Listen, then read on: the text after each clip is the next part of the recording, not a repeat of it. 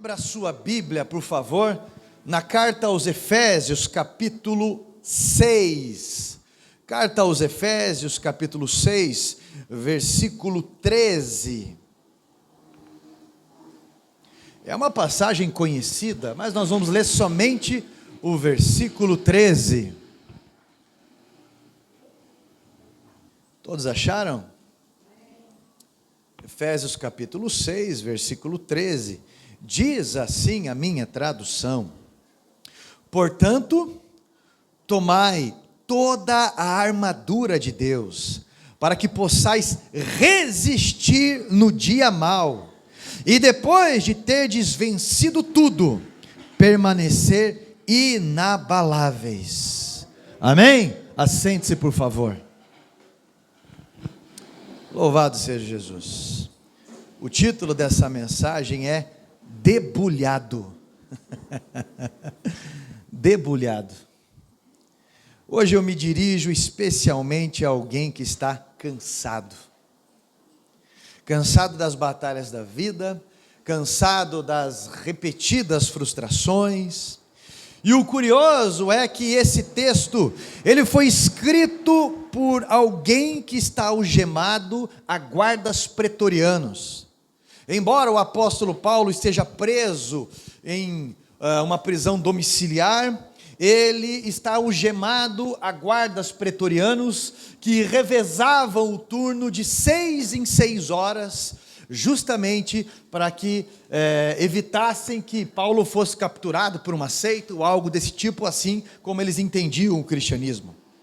Embora fosse essa prisão domiciliar, os romanos entendiam bem o que era a tradição forte militar desse cuidado comum a eles.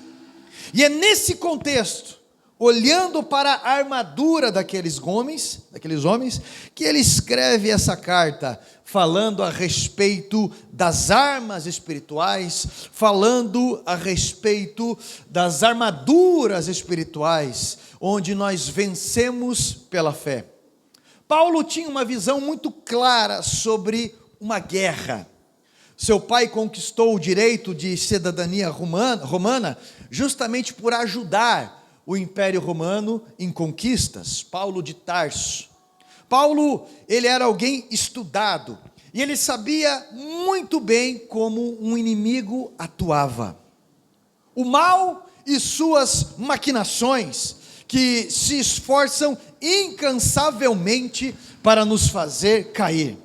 E a Bíblia fala de 4 tipos de estratégia que o mal usa para nos fazer cair. A primeira são as ciladas. A segunda são as setas inflamadas. A terceira fala dos disfarces do inimigo. A quarta fala sobre o dia mau. E hoje eu gostaria de falar contigo um pouco sobre esse dia mau, o qual você vai entender que é o dia da debulha. Como que o inimigo tenta atrapalhar a nossa fé com isso?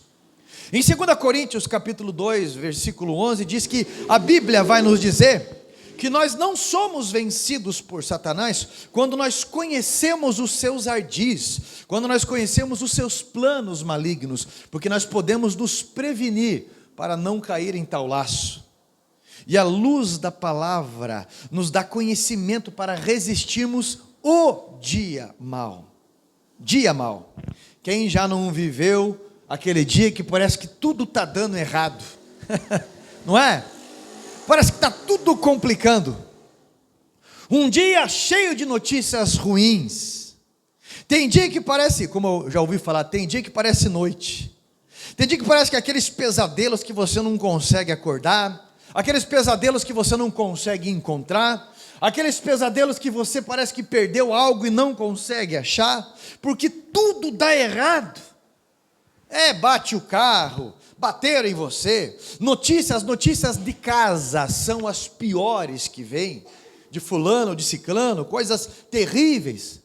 Aquele laudo médico que a pessoa recebe e parece que tudo esmorece ao redor, tudo perde o sentido. Você parece que perde a consciência das coisas, as pernas amolecem, e você pensa, como é que vai ser? Ou não pode ser verdade, isso deve ser um sonho. Às vezes você está com uma expectativa boa no dia, até empolgado com tudo, e do nada, as piores notícias acontecem. E essa expressão que a Bíblia diz, ela não se refere apenas a um dia mau apenas. Ela vai nos falar que esse dia, ele é produzido pelo maligno, para tentar nos desanimar na fé. E existem dois tipos aqui. O dia da adversidade, né? O dia da angústia, o dia da provação, e num outro contexto, que é o contexto escatológico, vai falar sobre o chamado dia da iniquidade, dia mau, dia da iniquidade, que é quando Deus vai permitir que o engano venha sobre a terra, onde muitos serão seduzidos, inclusive alguns que conhecem a palavra, porque o dia mau chegou. Mas hoje eu quero falar só desse primeiro ponto, o dia da adversidade. O dia da adversidade. Em Provérbios capítulo 24, versículo 10, olha o que está escrito lá: se te mostrares fraco no dia da angústia, tua força será pequena. Se te mostrares fraco no dia da angústia, tua força é pequena. Salmo 9, verso 9: o Senhor será também um alto refúgio para o oprimido, um alto refúgio em tempo de angústia. Salmo 27, verso 5: porque no dia da adversidade me esconderá no seu pavilhão, no oculto do seu tabernáculo me esconderá e me colocará sobre uma rocha. Dias de crise, dias difíceis, a fé ela é colocada em xeque. Olha, meu irmão, às vezes é uma coisa que vai empelotando na outra. Todo dia nós temos situações que às vezes vão nos cansando. Se eu falar para você um pouquinho hoje sobre a minha manhã, é pouca coisa sobre a manhã, mas já fomos dormir de madrugada, por situações. Aí acordo 6 e pouco da manhã, e penso assim, já tem que lidar aqui, já tem que lidar aquilo, já até porque os cachorros fugiram, porque isso aqui, porque não sei o quê, e de repente vou ligar a caminhonete, o painel está apagado, a caminhonete é uma provação. O painel está apagado, eu falei, deve ser fusível. Abro a caixinha de fusível, eu vou ver qual fusível que está estragado, o fusível me cai lá dentro de tudo. E é justamente o que eu tirei que dá partida na caminhonete. Aí eu falei para a igreja, a gente vai ter que ir de Uno. Pegamos o Uno, quando chegamos aqui na igreja, estava o pneu furadérrimo, só no aro ali, e tudo mais, não é? E a luz acesa. Então, assim, mas são coisas do cotidiano, é rotina para a gente, uma coisa ou outra, que você ora, não, vou chegar, vou orar, vou fazer tal coisa, ora, se reserva, daqui a pouco as coisas vão se resolvendo. Mas eu estou falando para você de coisas que durante o dia vão chegando, vai chegando no final do dia, do nada, aquele cliente que chega na tua loja e do nada faz um escândalo, acusa você, e parece que as coisas dão errado justamente com aquela pessoa. Do nada você descobre uma artimanha que o teu filho ou a tua filha estava aprontando, e chega aquela notícia que você pensa assim, eu não acredito, eu estou totalmente pasmo ou pasma. Do nada que você descobre ou aparece uma situação, ou de repente aquela dor que você tanto temia, o laudo saiu. Dias de crise, dias difíceis, onde a nossa fé é colocada em xeque. Em Eclesiastes, diz que o tempo do dia mau é uma armadilha do inimigo para nos fazer cair. O interessante é que ele vai comparar isso. Eclesiastes 9:12 vai falar assim, no demais, ninguém sabe quando virá a sua hora. Assim como os peixes são apanhados em uma rede fatal, e as aves em um laço, também os homens são enredados pelos tempos de desgraça, que caem inesperadamente sobre eles.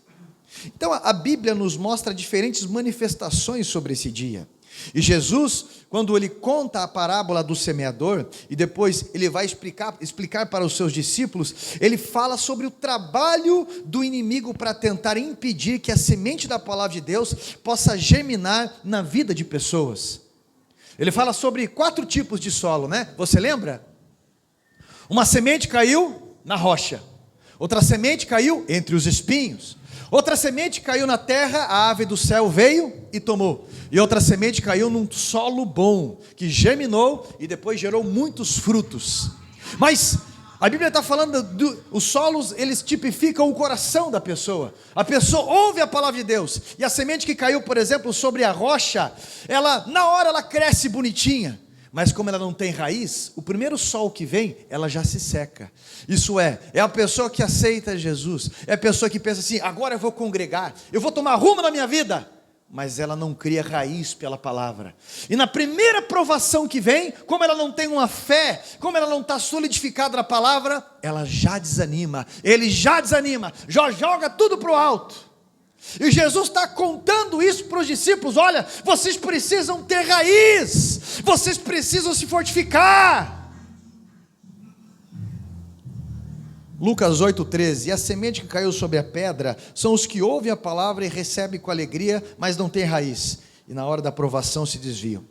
O inimigo produz dificuldades, e muitos, por não terem raízes, isso é, muros na fé, não resistem, padecem na fé.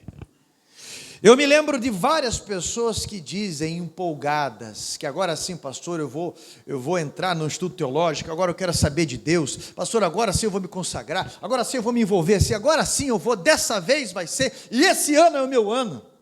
Não passa de janeiro, não passa de janeiro, não é? Quando os momentos de angústia chegam, os problemas, as batalhas, às vezes, no máximo, chega o pastor e fala: pastor, não tem como fazer uma oração forte para essas coisas caírem por terra. E boa parte das vezes não é simplesmente assim, porque Deus está nos moldando como cidadãos celestiais, Deus está nos educando em fidelidade, Deus está nos condicionando, e Ele tem um plano maior acima de tudo. E se a pessoa não entender sobre essa educação da fé, a verdade que Deus está produzindo, essa pessoa ela vai cair, não é? Porque ela acha que ela pode usar Deus para os seus meios apenas. Jesus disse no Evangelho de João capítulo 17 que no mundo teríamos aflições, mas Ele nos disse para insistirmos, para termos um bom ânimo, porque Ele venceu o mundo.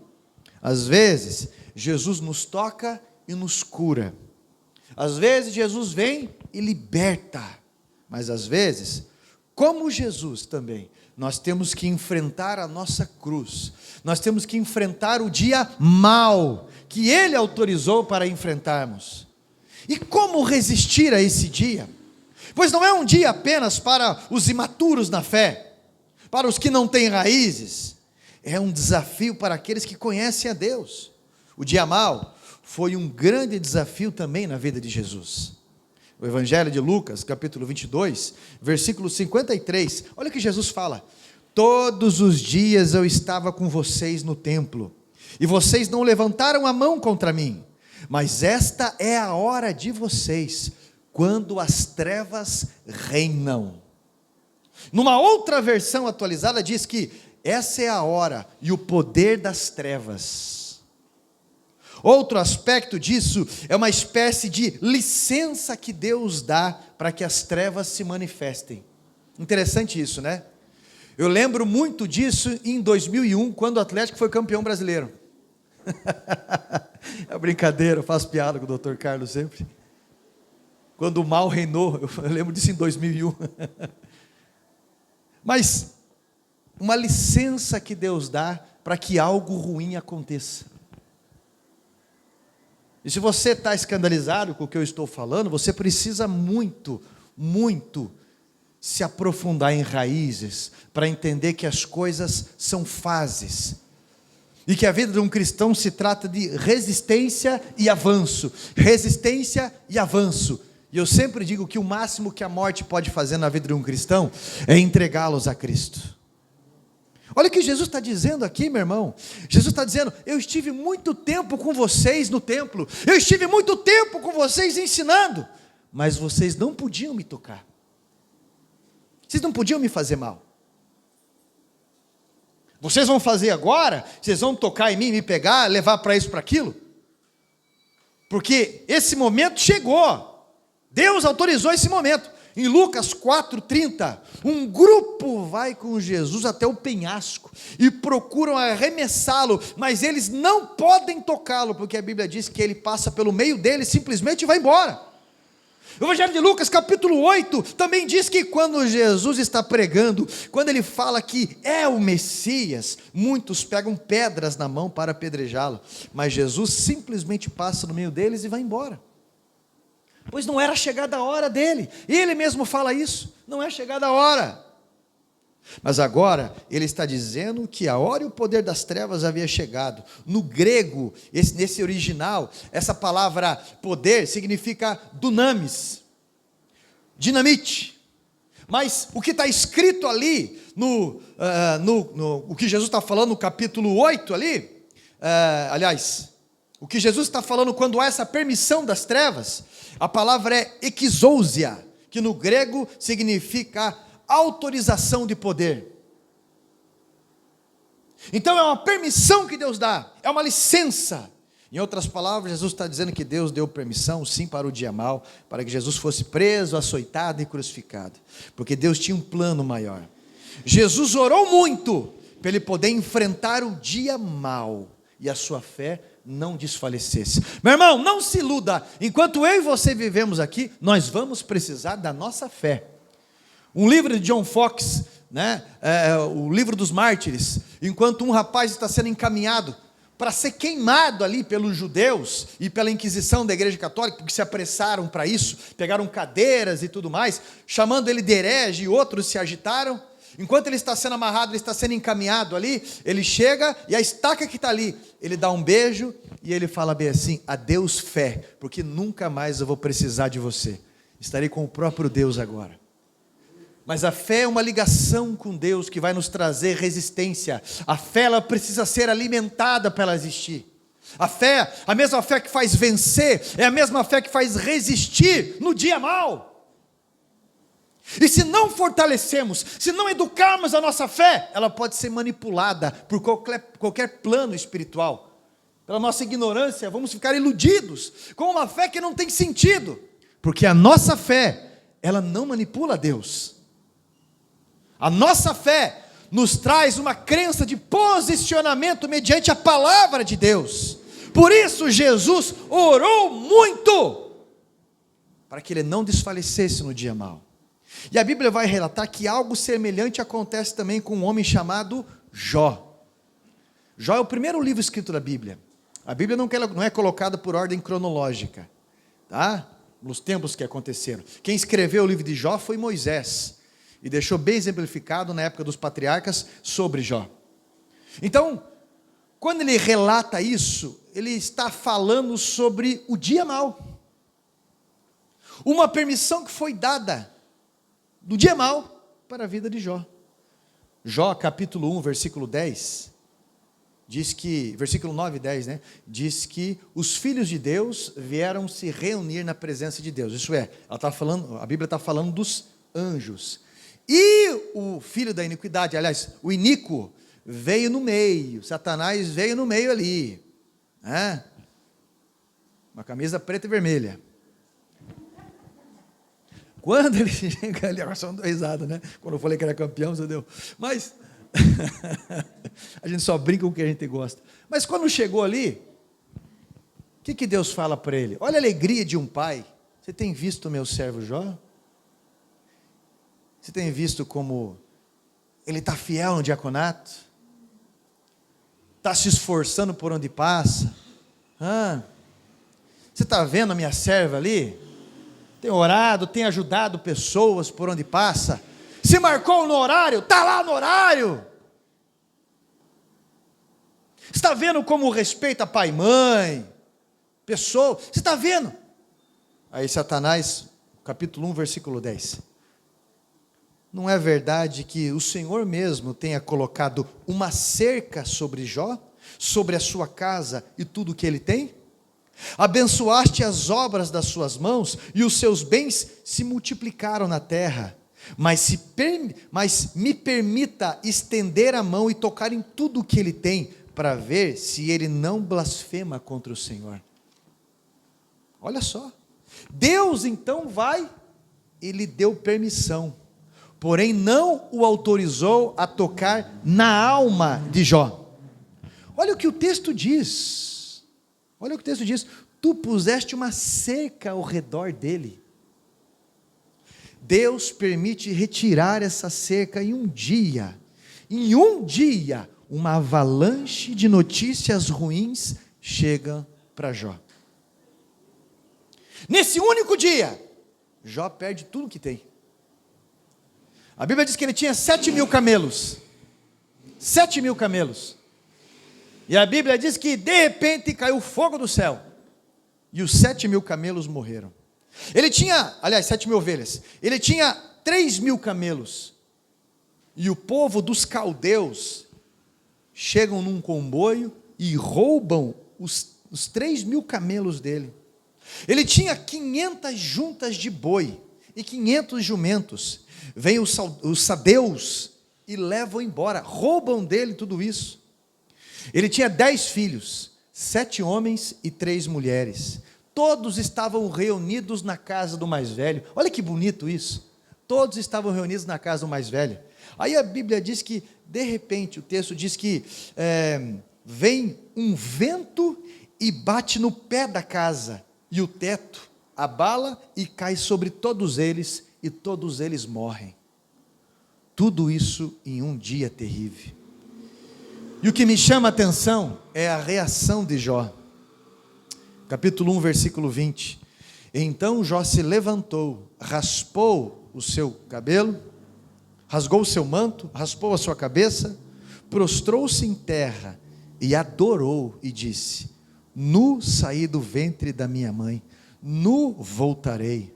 O Senhor deu, o Senhor tirou. Bendito seja o seu nome.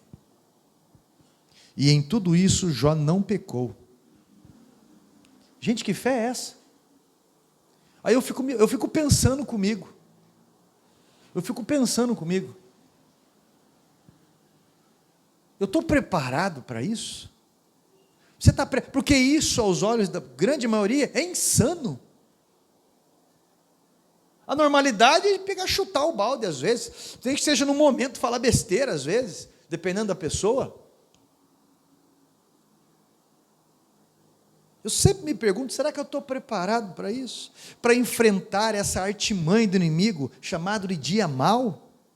Você está preparado, meu irmão? Consegue ter sabedoria? Consegue ter temperamento? Consegue ter administração para esse dia? A Bíblia vai contar a história de um outro homem, um discípulo, um homem de Deus. Mas quando o dia mau chega para ele, ele não resiste.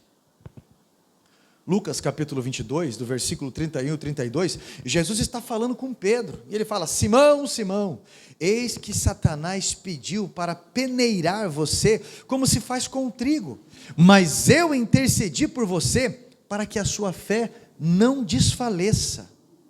O inimigo pediu para gerar o dia mau na vida de Pedro, porque ele precisa de autorização para isso. O curioso é porque a Bíblia usa uma ilustração, que é a peneira do trigo, que na verdade não é simplesmente coar algo.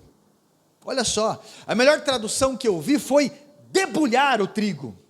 Quem já trabalhou com isso, vai saber que existe uma eira, onde se surra ali o feijão, né? Não sei se alguém já viu isso, eu já vi, já estive presente, inclusive já até brinquei com isso, era criança, mas parentes, chácara, aquela coisa toda, fazenda, sítio, né? No espaço, e com a vara você surra ali o feijão. Com trigo é um tanto diferente, né?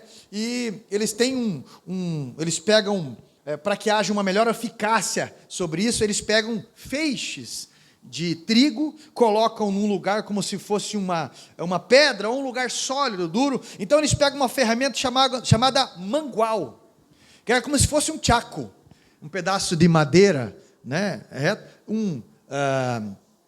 Uma argola de metal, como se fosse duas correntes ali, né, 2 argolas, e um pedaço de madeira reto, só que maior. Então ele vai surrar aquele trigo, ele vai surrar para peneirar aquele trigo, separar o trigo do joio, porque o joio é uma mentira, o joio não tem semente, né? O joio espreme ele não tem nada, ele falha, mas o trigo ele tem. Então vai separar aquilo que é trigo e aquilo que é joio. Outra forma também, eles pegavam uma madeira, um pedaço de madeira pesado com um monte de lâmina embaixo. E eles passavam o trigo, ou pegavam um animal para puxar aquilo, e arranhando para tirar tudo aquilo. Isso também era debulhar o trigo. Em outras palavras, Jesus está dizendo: Satanás pediu permissão para debulhar você, cara. Mas a Bíblia diz que quando o dia da debulha chega na vida de Pedro, ele desfalece na fé. Ele nega a Jesus, e ele volta ao seu antigo ofício.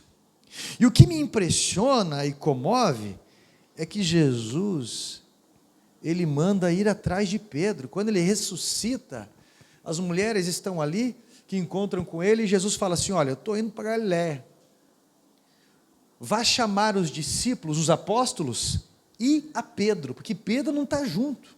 Tem um livreto do Otmani que ele faz um sermão sobre isso, muito interessante. Vá chamar os apóstolos e a Pedro, porque Pedro não está junto. Jesus vai atrás de Pedro. Olha só, Jesus mandou ir buscá-lo, para que ele pudesse voltar ao ministério. Talvez alguém chegou aqui hoje, depois de um dia mau, depois de um dia terrível, ou já passou pelo dia, ou acha que já passou pelo dia mau. Talvez esse dia mau levou alguém da sua vida. Alguém que você amava muito adoeceu. Talvez perdas financeiras terríveis vieram sobre a sua vida. Você viu agora nessa guerra que está tendo aí, Rússia, Ucrânia, você vê a quantidade de bilionários russos que perderam tudo ou quase tudo? Por conta da guerra, porque foi confiscado e perderam, e esse rolaiada toda. Então, é muito bom quando você é pobre, de repente você fica muito rico. Mas é muito ruim quando você é pobre, fica muito rico e volta a ficar pobre. Às vezes até pior, porque as dívidas são maiores. E você já está acostumado com aquele estilo de vida. Isso é, a sua fé foi provada pelo dia mau. E Jesus fala sobre esse batismo de fogo. Não é? Mas hoje, Jesus veio pegar você pela mão, se você deixar, e Ele vai levar você de novo. Ele vai renovar o teu ânimo mais uma vez. E dizer para você que você pode resistir ao dia difícil.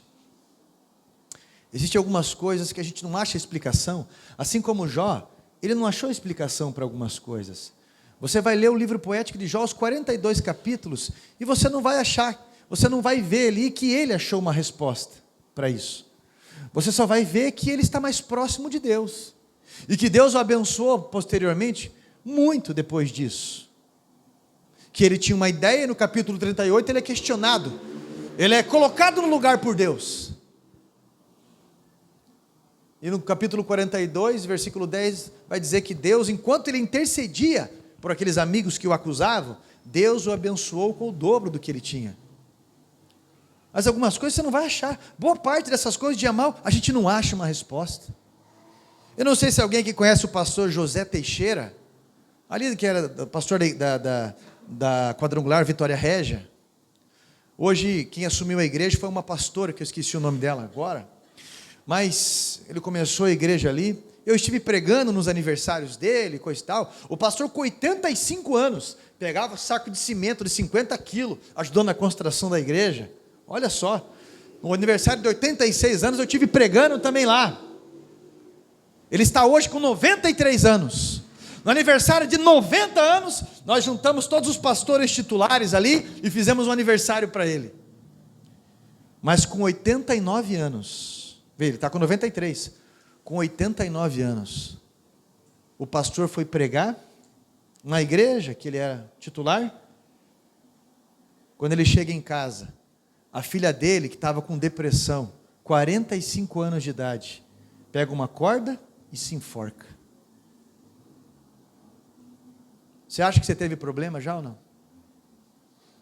A filha dele, com 45 anos, se enforca. Qualquer um pode dizer sim, mas também devia ter cuidado melhor da filha, mas também vai para o culto em vez de cuidar. Isso é resultado disso, isso é resultado disso. É pura ignorância ser raso dessa forma, assim como os amigos de Jó foram rasos com ele. Que palavra você teria para consolá-lo? Nessa hora eu estava junto com o pastor Rogério Amorim, e ele falou bem assim: rapaz, eu vou ter que ir lá agora fazer o fúnebre. O que a gente fala para consolar uma pessoa numa situação dessa, uma família? Foi o que o pastor Rogério Amorim me falou na hora. Dia mal. Se uma pessoa de 89 anos pensa que já passou tudo na vida. Eu lembro do pastor Hernandes Dias Lopes dizendo que uma pessoa que morou com eles, um homem que morou com eles, que a família ajudou, depois de alguns anos, esse homem pega uma faca, e no irmão do pastor Hernandes Dias Lopes, esse homem pega e dá 11 facadas nele, mata o irmão do pastor. Explica isso.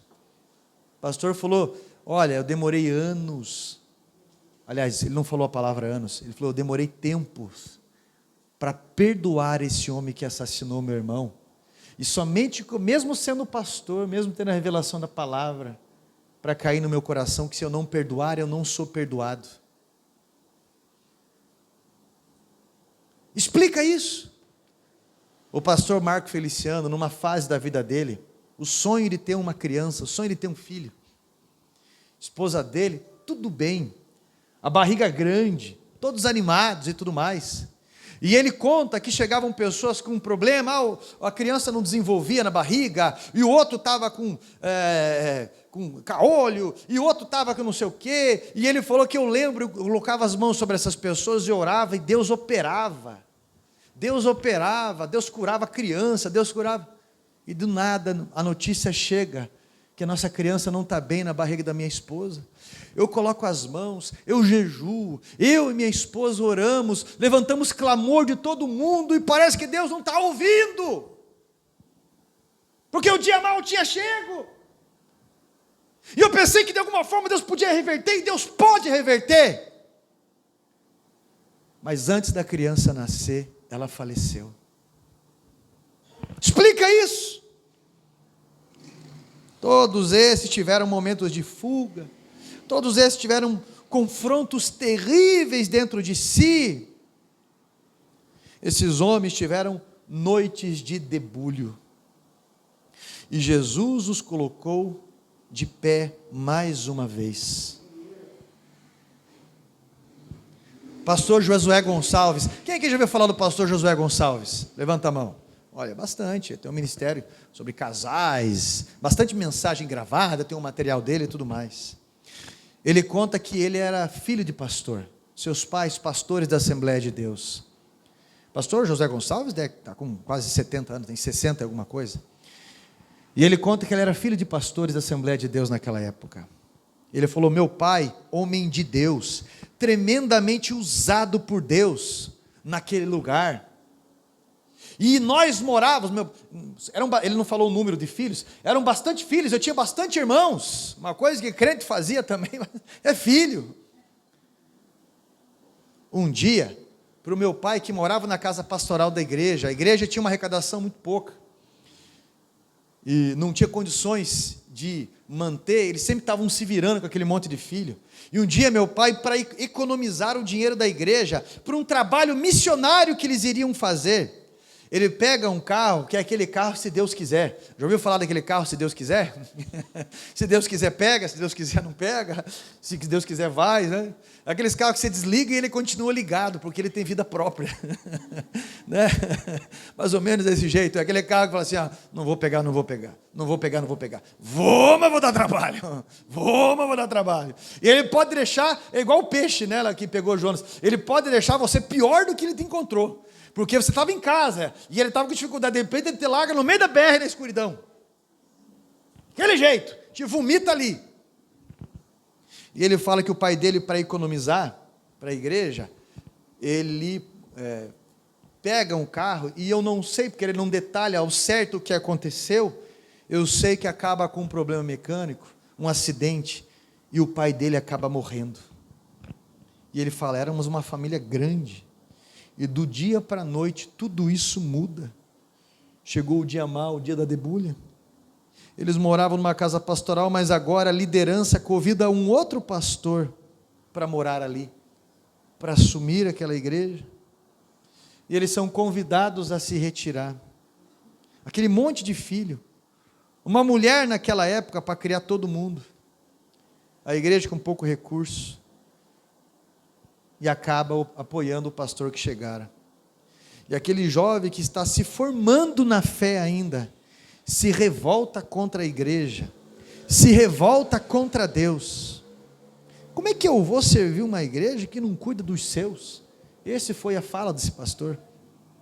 E ele se afasta da fé, se afasta de tudo. O dia mau produziu para ele um abalo. Os anos se passam, diz ele. Ele já havia casado. Ele estava muito próspero no trabalho dele. E então Deus manda uma pessoa até o trabalho dele. E essa pessoa começa a falar do dia mau para ele. E ele diz assim, eu vi que eu fraquejei. E ele diz, o rapaz olha para ele e fala, Deus tem um grande plano na sua vida. E o que se passou foi assim, e é desse jeito, e assim e dessa forma. E Deus me enviou aqui. E naquele dia, quando Ele me enviou, um bendito seu, eu fui chamado de novo para o ministério. Porque Deus me fortaleceu mais uma vez. Irmão, igreja é um lugar de pessoas machucadas. Jesus veio para os doentes, não veio para os sarados. Se você veio na igreja por causa de pessoas, você vai sair por causa de pessoas. Se você veio por causa de Cristo, você vai fortalecer a tua fé e procurar ajudar pessoas machucadas. Nós estamos aqui para fortalecer a nossa fé. Mas não adianta querer ficar esperando muito numa pessoa ou outra. Tem gente que é madura na fé, tem gente que é menino na fé, tem gente que é trigo, tem gente que é joio. Tem lobo no meio. Eu não sei o que representa o dia mau para você, o que representa a debulha na tua vida, mas eu vim te dizer que Jesus vai em busca daqueles que desfaleceram na fé.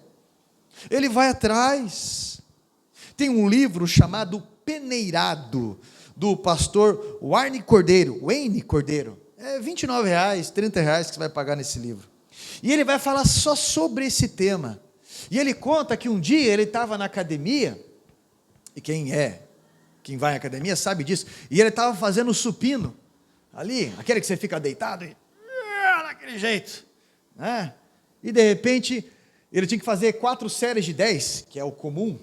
Então ele está na primeira ali, e de repente o músculo trava, e ele fala, não vou conseguir, e o professor chega com 2 dedos e ajuda, vai, agora que chegou a hora de você fortificar os teus músculos, você consegue sim, e começou ajudando ele com 2 dedos, depois começou ajudando ele com 1 dedo, você fica todo dolorido, segundo dia, e daqui a pouco ele vai colocar um peso a mais, daqui a pouco ele vai estar mais forte, então eu estou falando com quem está cansado, e Jesus diz para você continuar, porque Ele está criando resistência, Ele está te ajudando. A fé se manifesta, como diz a música do Sérgio Lopes, quando o limite da força acaba. Olha para cá, a fé se manifesta quando o limite da força acaba, como diz o refrão da música. A fé só abre os mares quando o momento chegar. A fé se manifesta quando o limite da força acaba.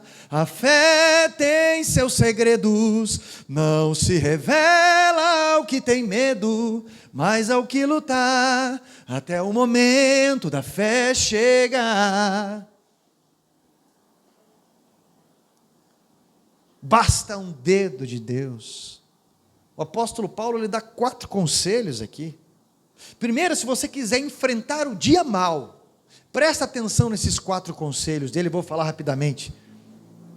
Se você quiser enfrentar o dia mau, presta bem atenção. Primeiro ponto, vista toda a armadura de Deus. para que você possa resistir o dia mal. É o que fala no versículo 13 que nós lemos. Às vezes, nós não resistimos o dia mal porque deixamos a armadura no guarda-roupa, no armário, qualquer outro lugar. Meu irmão, com um colete à prova de bala, nós podemos sentir o impacto, mas nós sobreviveremos, não é verdade? Tem muitos soldados sem armadura. Meu irmão, olha para cá, você lembra como que você usava o escudo da fé? Você lembra como que você usava a espada da palavra? Lembra como você usava tudo isso? Cadê a tua armadura? Cadê a tua armadura? A armadura, ela não impede a batalha, mas ela atenua os ataques do inimigo. Vista a armadura. Você lembra da armadura? Capacete do quê? Capacete da salvação. A espada do quê? Da palavra. O escudo do quê? Isso é fácil, né? Da fé. A couraça do quê? Isso, vai proteger. O cinturão do quê? E quais sandálias? Da pregação do evangelho, porque nós sempre temos que contar o nosso testemunho. Isso nos fortifica. Sempre temos que vestir a armadura para resistir o dia mau. Segundo ponto, vigiar e orar. Você quer resistir o dia mau? Jesus dá o exemplo aí, vigiar e orar. Foi esse o conselho de Jesus para os discípulos, quando eles estavam enfrentando esse dia difícil. Jesus vai várias vezes os despertar, né? Aliás, especificamente 3 vezes. Mas sabe o que me chama a atenção? Olha o que diz no versículo: levantando-se da oração, Jesus foi até onde os discípulos estavam, e os encontrou dormindo de tristeza. A tristeza causa exaustão, né? A exaustão também causa tristeza várias vezes. Eles estavam exaustos de tristeza. Muitas vezes, quando o dia mau vem, nós não conseguimos orar, nós não conseguimos vigiar, porque as nossas emoções estão abaladas. Não há vontade de orar, não dá vontade de levantar da cama, de colocar aquela armadura pesada toda. Não dá vontade. E é esse o retrato, talvez, da sua vida. Jesus os acordou, porque sabia que era o lugar da oração que eles podiam ser consolados. Porque enquanto Jesus orava, a Bíblia diz que um anjo do Senhor veio e o consolava. Ore, mesmo sem vontade, porque Jesus está chamando você para despertar. Mesmo sem vontade, venha para o culto. Mesmo sem vontade, se envolva. Mesmo sem vontade, quando você tem a espada da palavra, você guerreia, você avança, você profetiza. Terceiro ponto, procure o escape de Deus. 1 Coríntios, capítulo 10, versículo 13. Não sobreveio a vocês provação que não fosse comum aos homens. Deus é fiel, e Ele não permitirá que vocês sejam tentados além do que possam suportar, mas quando forem tentados ou provados, Ele lhes providenciará um escape, para que possam suportar. Meu irmão, tem um escape para você. Salmo 91, verso 1, a Bíblia vai chamar de esconderijo do Altíssimo. Salmo 9, verso 9, a Bíblia vai falar de refúgio alto.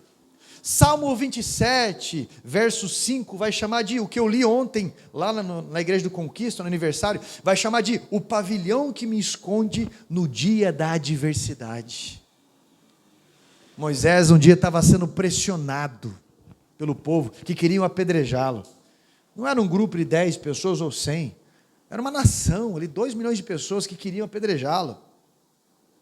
E a Bíblia diz que ele foi para dentro da tenda, Santo dos Santos, e ele prostrou o rosto em terra, e ele falou com Deus ali, e ele foi para esse lugar, o esconderijo do Altíssimo. Quando ele volta, ele não precisou abrir a boca, o povo via, o rosto dele resplandecia, o povo se escondia. Um dia, Davi, mesmo na caverna, ele foi para o esconderijo do Altíssimo. E ele voltou rei de novo. Um dia, Sansão, mesmo cego, envergonhado, humilhado, foi até Deus, nas suas simples palavras. E a Bíblia diz que lhe voltou a força. Um dia, Isaías teve uma notícia que abalou ele, uma notícia de morte, uma notícia fúnebre. E ele foi até o templo, no capítulo 6 de Isaías, e parecia o fim para ele. Mas o Senhor o renovou, ele foi até o esconderijo do Altíssimo, e ele encontrou o renovo, porque ele escreveu 10 vezes mais, ele escreveu 66 capítulos, parecia que o 6º capítulo era o último, mas ele escreveu 60 capítulos a mais, se tornou o maior profeta messiânico. Paulo e Silas foram chicoteados injustamente, porque expulsaram o espírito de adivinhação de uma mulher, e na prisão, eles foram para esse refúgio, eles cantaram a Deus, e eles encontraram livramento. É nesse lugar de escape, que Simão não era mais leproso, nesse Betel, que Lázaro vivia, que o cego enxergava. Que bom que você veio aqui hoje, que bom que você está escutando essa mensagem, que bom. 4º ponto, você quer resistir ao dia mau? Ninguém quer resistir ao dia mau? Tá bom então, você quer resistir ao dia mau? Cuidado com as perguntas que não ajudam. Cuidado com as perguntas que não ajudam. Eclesiastes capítulo 7, versículo 10, não diga, porque os dias do passado não foram melhores do que os de hoje, pois não é sábio fazer tais perguntas. Há perguntas que não ajudam a fortalecer a fé, elas só desfalecem. No dia mau, aprendemos a não perguntar muito, mas a estender a mão e a clamar por socorro com a armadura de Deus. Ei, meu irmão, o Jesus que foi visitar a Pedro, ele visita você também. E eu quero orar por você também, e Deus vai fortalecer o teu ânimo, a tua fé. Está sendo debulhado, como aconteceu com Pedro, voltou ao ofício, peça o poder do toque de Jesus, para você superar esse período difícil da tua vida. Tem aquele hino antigo que diz, né? Basta que me toque, Senhor, para minha alma cansada vencer. Se a noite escura está, sua mão me guiará. Basta que me toque, Senhor. Se coloque em pé em nome de Jesus. Coloca a mão no teu peito assim. Isso, fecha os teus olhos nesse momento. Eu não sei se você já passou o que você pensa ser o dia mau, mas eu sei que a tua fé está sendo provada. Eu sei que os dias que estão por vir podem ser dias em que a fé sua pode estar sendo provada. Por isso, meu irmão, vista a armadura de Deus, porque talvez nós podemos enfrentar dias que os nossos pais não enfrentaram. Eu quero orar por você, mas se você não está com a armadura de Deus, Deus está chamando você a vestir essa armadura e aprender a usar essas ferramentas de exército, porque Deus vai te dar sabedoria para isso, Ele vai te dar graça para que você permaneça firme, no nome de Jesus. E se você tem que ser ousado, seja ousado hoje, mas não desfaleça na fé. Porque o capítulo 17 do livro de João, Jesus diz que Ele intercedeu por nós, não só por aqueles, mas a todos aqueles que iriam aceitá-lo ainda, e você aceitou Jesus, e Ele intercedeu por mim e por você também. Ele nos enviou pessoas para nos dizer isso, e eu sou uma dessas pessoas hoje. Com a mão no teu coração, eu quero orar por você.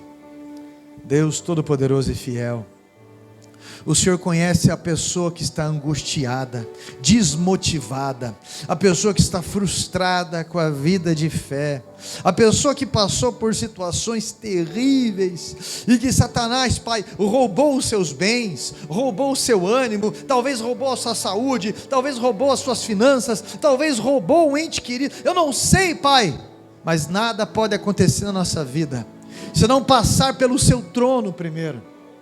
Nós não entendemos muita coisa, assim como na vida de Jó, na vida do pastor José Teixeira, na vida do pastor Josué Gonçalves, a gente não entende muita coisa, meu Pai, mas fortifica a Tua graça sobre nós, para que venhamos resistir o dia mau, ou os dias maus, e ser exemplo, e levantar um altar para o Senhor, por onde passarmos, e testemunharmos do Senhor, firmes na fé, até o dia que não iremos precisar mais da fé. Jesus Cristo, por favor, Pai, fortalece a graça. Talvez alguém que procura aqui provisão, talvez alguém que procura força na libertação que precisa, talvez alguém aqui que precisa voltar a respirar, a viver depois de uma perca terrível, talvez alguém que ficou preso a alguma situação na vida que foi desagradável. Liberta, renova, dá força, transborda, Pai, a Tua presença sobre essa pessoa, mas abre os seus olhos para que vista a armadura mais uma vez, em nome de Jesus Cristo, meu Deus Todo-Poderoso. Coloca sentido nisso que essa pessoa está fazendo, dá direção para a sua fé segundo a sua palavra, para que essa pessoa se aproxime mais do Senhor, em nome de Jesus Cristo, Santo Deus, para que vá atrás do perdido, para que ajude aquele ou aquela que está confuso, que em nome de Jesus Cristo, saia da zona de conforto e decida se envolver com o seu corpo em cada trabalho, para que a sua glória se manifeste, e passe por esse deserto, para que chegue no oásis, para que chegue em um tempo de desfrute. Assim, meu Deus, nós estamos ligando aos céus, agradecidos por Tua fidelidade, em nome de Jesus. Amém, povo de Deus.